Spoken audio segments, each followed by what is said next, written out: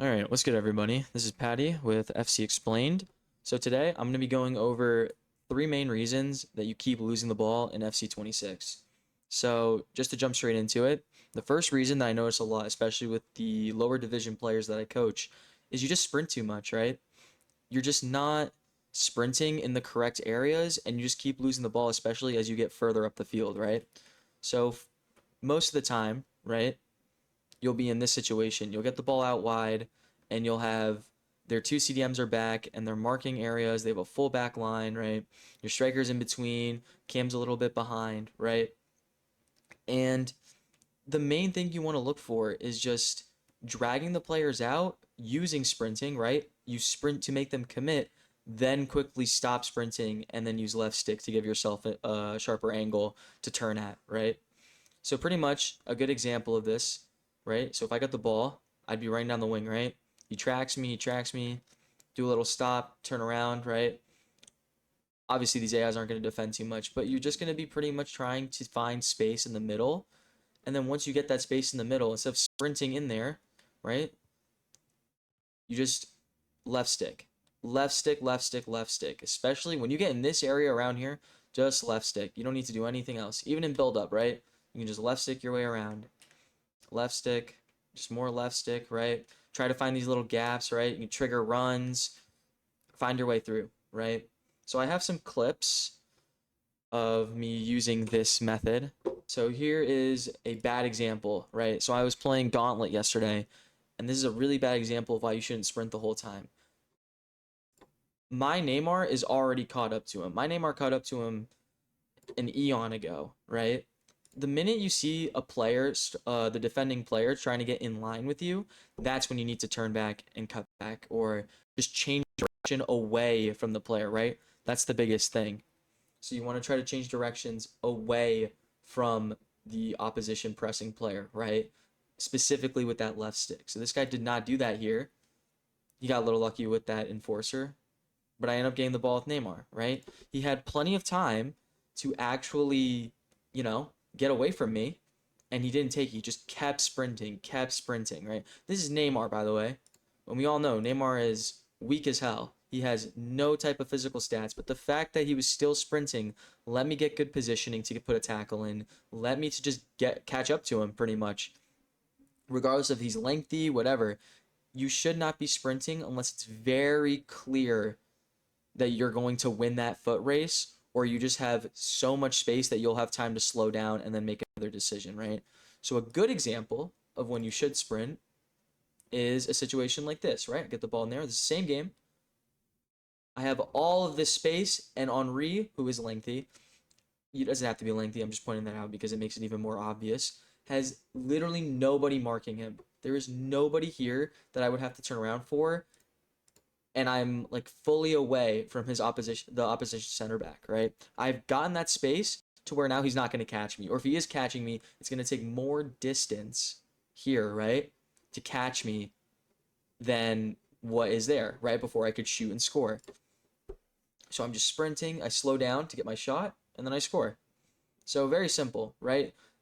This type of situation is the only situation where you should sprint. It's through balls that are penetrating the back line, not the midfield line, not the attacking line, the back line. The minute you are clean through is when you should sprint. Otherwise, to be completely honest, you don't need to sprint at all. You can literally just left stick your way with quick passing as well, all the way up the field into the opponent's box, especially if they don't use team press, they're just not a good defender, they overcommit players, etc., right? So obviously, this is when you should sprint. I'm going to show you what you should do if you're in those tight areas instead of sprinting as well. So in this clip, right, I get the ball here. We're just building out the back. I shouldn't be sprinting, not sprinting. Look, every time I get the ball, I am not pressing sprint once. The only time I would press sprint in a tight area is maybe if someone's on my back and I just want to take an explosive touch, right? If I want to take a decently big touch that would just get me in front of them to then start sprinting or to then get a pass off, that is when I would use sprint. But otherwise, look, you guys can see it. Every time I get the ball, no sprint. Left stick, play it through, right? Left stick, little through ball there, left stick. I'm not sprinting at all here. I'm literally not sprinting at all here. I may be pressing R2 just to get that big touch away, but I'm not sprinting at all in terms of this build-up whatsoever. The only time you guys should sprint, and I'll say it again, is when you are clean through. When this is your situation, right? Not even just getting clean through on goal, but clean through and your player has enough distance on the last defender. Because if he has someone coming in here, obviously, you're not just going to keep sprinting because he's going to catch you and he's going to tackle you. So, like I said, first big tip that I see a lot of players making that's a really big mistake is just sprinting way too much, especially in tight spaces. The next mistake that I see a lot of players making that is causing them to lose the ball so much, especially in areas where they really shouldn't be, is how they take their first touch. So a lot of the time I'll see players, right? And they get the ball in like this area, right? Where it's like around a lot of defenders and they just sprint right away, right? They just try to sprint towards the goal. Obviously, the defenders, it's not going to look like you're making a mistake, but they'll sprint towards the player, right? And that is obviously not what you want to do. So what you do want to do is when you get the ball, right? Especially in these tight spaces, look, get the ball, touch away, right? Get the ball here, touch away. First touch is always away, more specifically too, in the way you receive the ball. Because obviously the ball got to you, so that way it's still open, right? So if I take my touch here, it's guaranteed to be open every time, right? Touch away, then I turn, right? I'm trying to bait him into committing a little, right?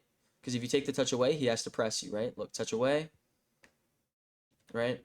And especially in those tight spaces, just touch away. See, I took that touch up there, right? Now, obviously, this isn't the best example in terms of comp gameplay or anything, but the principle still applies, right? So I'll show you guys a clip, pretty much of me using this example in a real game. So right here, look, so I win the ball back with Sorloth.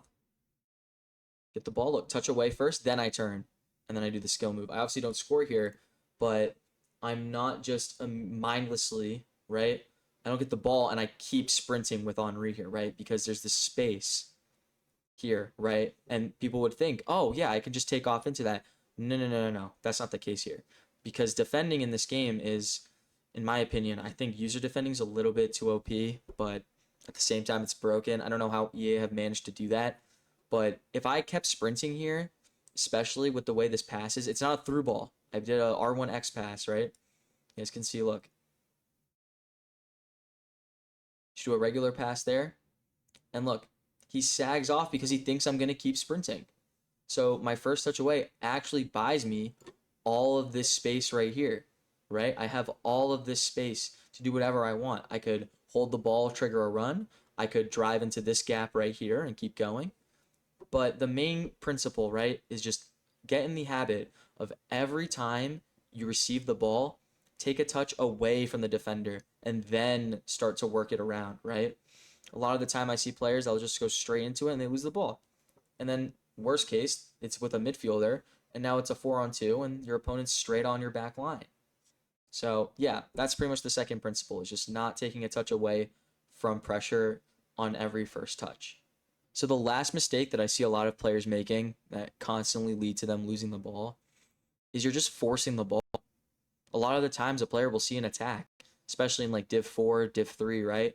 And they are just like, they need to make that attack work, right? Like they just think, oh my God, that pass is open. I need to play that pass. And that's not the case, because a lot of the time, passing windows in this game are open very quickly, right?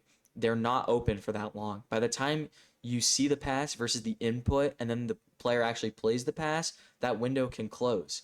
So it's very important that when you're playing, you don't play right away. You try to learn to play more patient, right? So obviously these guys are pressing me. Look, I'm not forcing anything. These guys in the middle are not open yet. Waiting. He's checking in, right? Call him short. Play it there. Then he's open, right? I'm just passively dribbling the ball to open space, right? I'm going to the wing. They spread out a little, find an opening, right? Little gap right there, little gap right there, right? And then sooner or later, you're in their box and you can just shoot or do a little shimmy and you're 1v1, right? We're constantly just waiting to see if we can get into their box 1v1 on their center back like this, right? Do a little spin. You can do skill moves, whatever you like. and pretty much just score however you'd like. The main thing is we're just waiting and we're not forcing anything, right?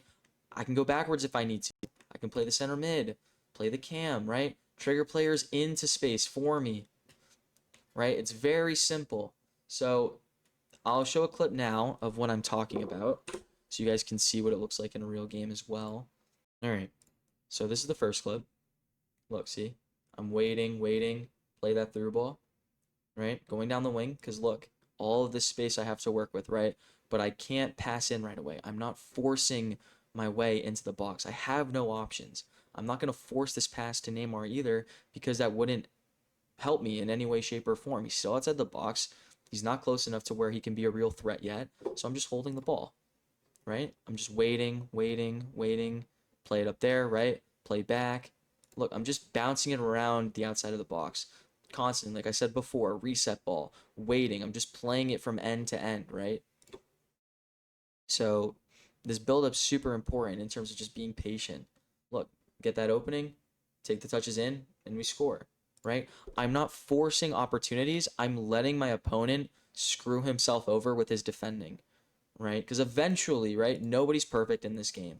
I saw in a YouTube short comment that I posted, a lot of people say that you can't defend in this game, and I agree. You cannot stop every goal in this game. So if you are just patient enough, eventually you're going to get a window. Eventually something's going to open up.